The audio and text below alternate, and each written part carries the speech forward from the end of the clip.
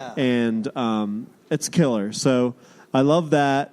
I love Crooked Stave. I love, because I like the sour beer thing.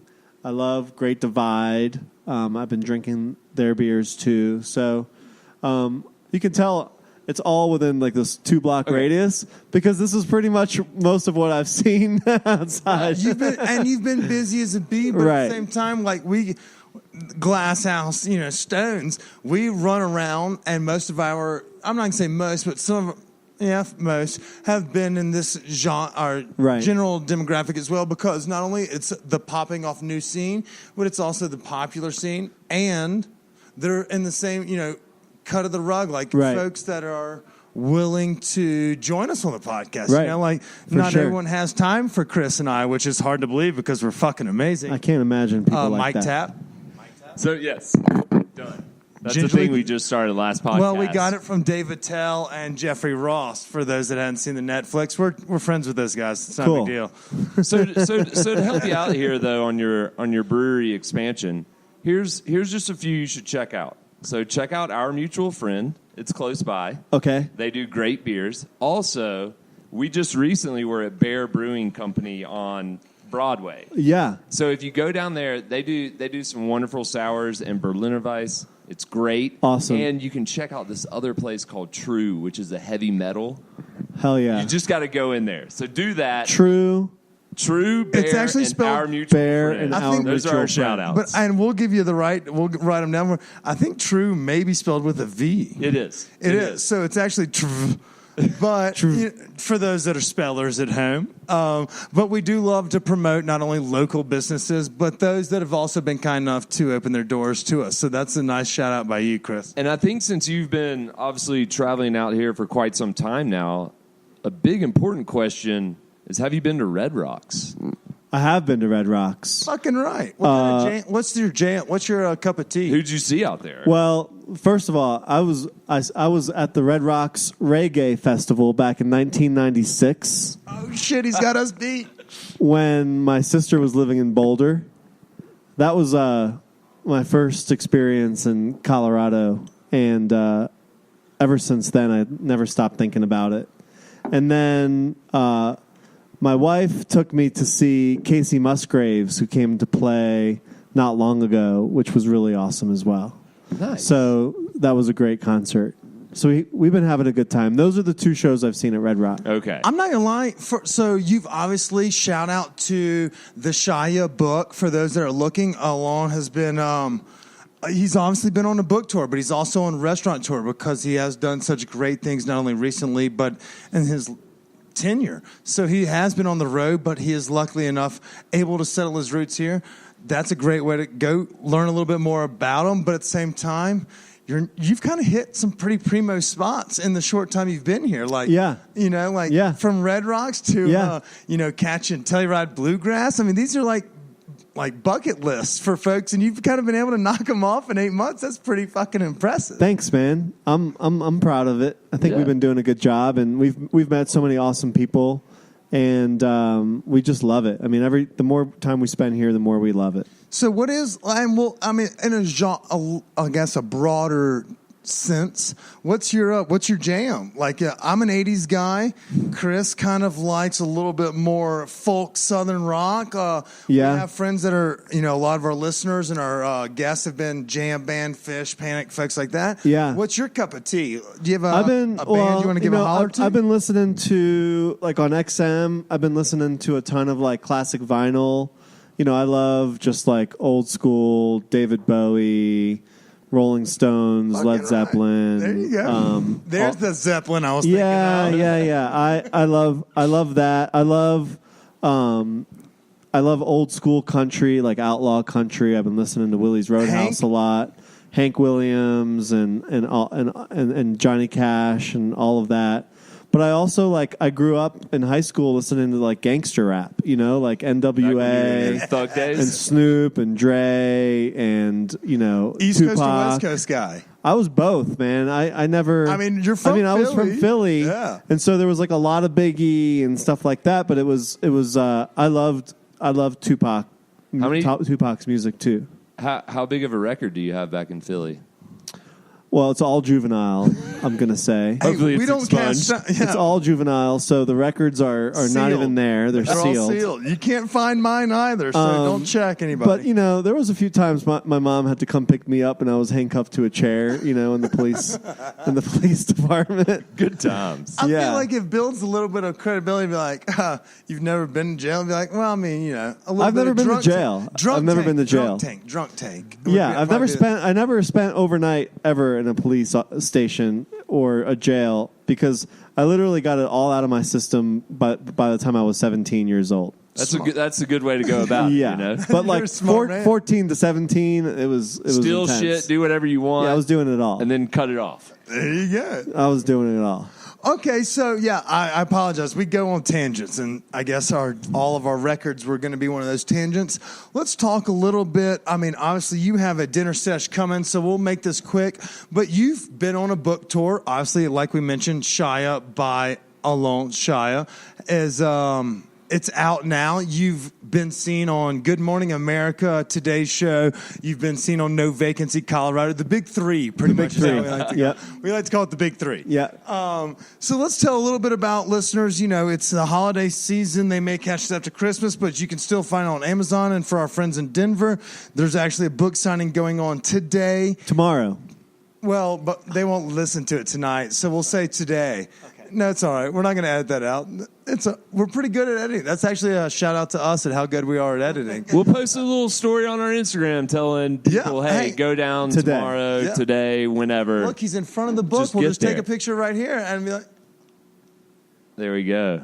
oh Classic. my God, that kills it. So if you wanted to give, because I've obviously cooked some of the recipes out of this book, it's Shout out really Whole great. Roasted It also is part story. So is there kind of your elevator pitch on what this book is all about and who helped you with it and what did it mean to you to do this book? Yeah, I going back to that kind of identity crisis I was telling you about. When I sat to start writing, I didn't know what the hell am I going to write about? Like Israeli food, Italian food, Southern food, like cheesesteaks in Philly. Like I had no idea where to start, and so I just really started at the beginning and just started writing my life story about food, and that turned into me getting a chance to work with Tina Antolini, who is one of the producers of Pop-Up Magazine and also the creator of Gravy Podcast, which is one of my faves. Shout out Tina. I would love to meet you. Shout out to Tina. And shout out we to got Gravy big fans here. Podcast for those that are our Southern Coalition, and the SFA. They're Ole Miss, they're Ole Miss folk, and so we love to give shout outs to those that are in the same cup of tea. I was a huge fan of Tina's, and I asked her to partner up with me to help with the book, and she said yes.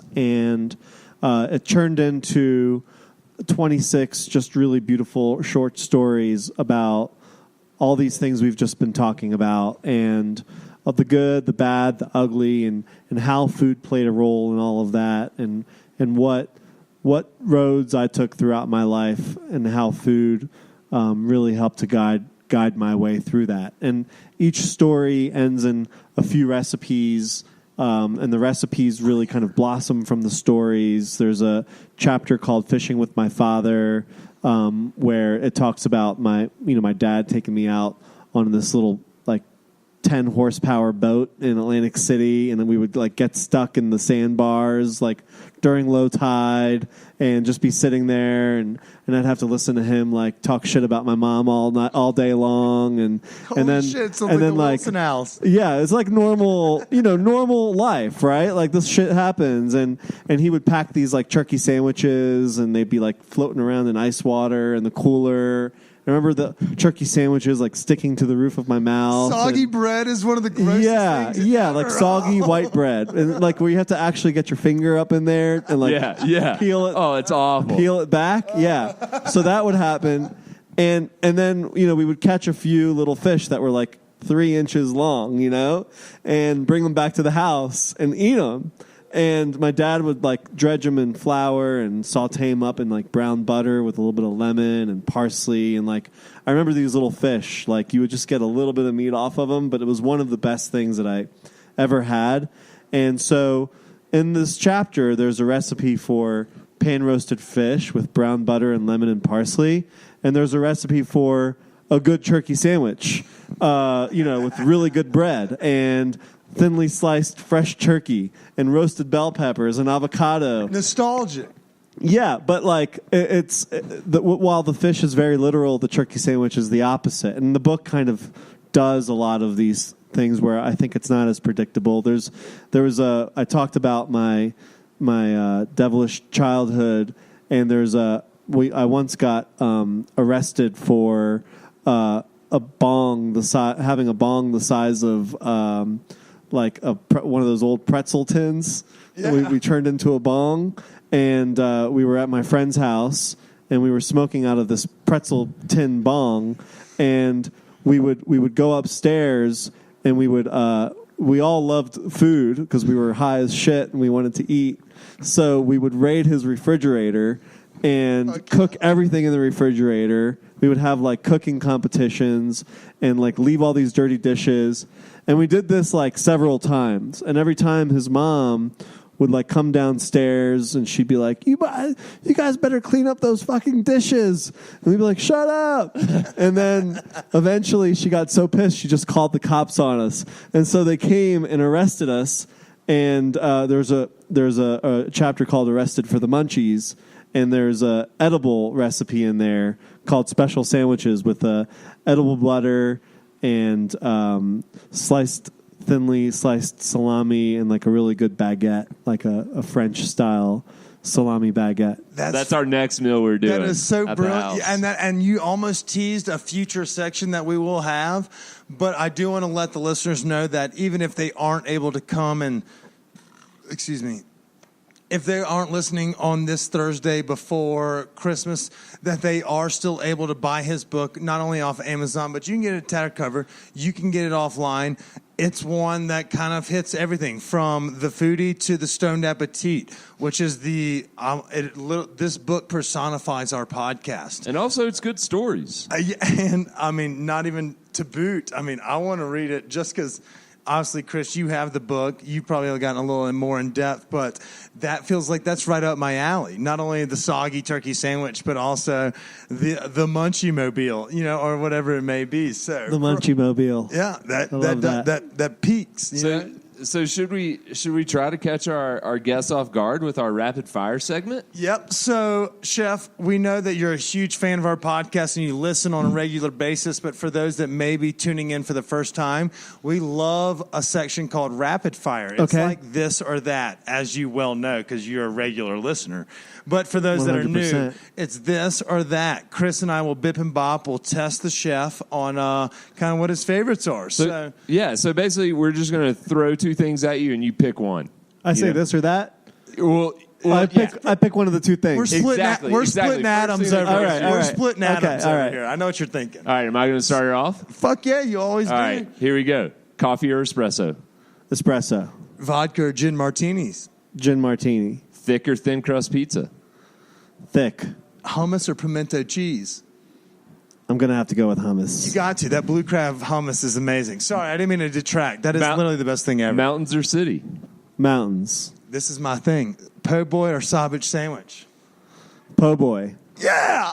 Buttermilk biscuits or pita? Buttermilk biscuits. It's another one for me. You did this for me on purpose. Gumbo or etouffee? Gumbo. Broncos or Saints? Saints. Who dat? There you go. By the way, who dat, baby? We'll Saints. Breakfast or dinner?